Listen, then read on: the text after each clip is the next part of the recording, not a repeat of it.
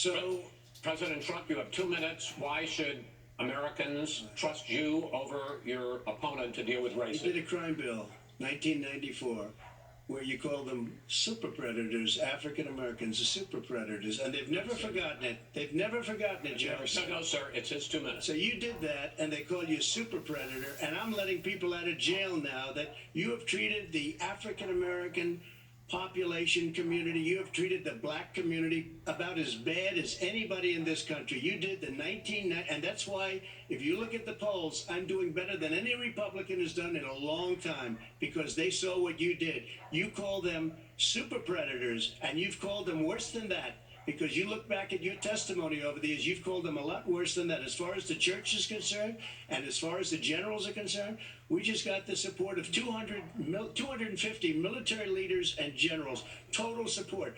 Law enforcement, almost every law enforcement group in the United States. I have Florida, I have Texas, I have Ohio, I have Portland. The sheriff just came out today and he said, I support President Trump. I don't think you have any law enforcement. You can't even say the word law enforcement, because if you say those words, you're going to lose all of your radical left supporters. And why aren't you saying those words, Joe? Why don't you say the words law enforcement? Because you know what? If they called us in Portland, we would put out that fire in a half an hour, but they won't do it because they're run by radical left Democrats. If you look at Chicago, if you look at any place you want to look, Seattle, they heard we were coming in the following day, and they put up their hands, and we got back Seattle.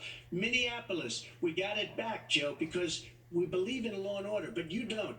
The top 10 cities and just about the top 40 cities are run by Democrats and in many cases radical left, and they've got you wrapped around their finger, Joe, to a point where you don't want to say anything about law and order.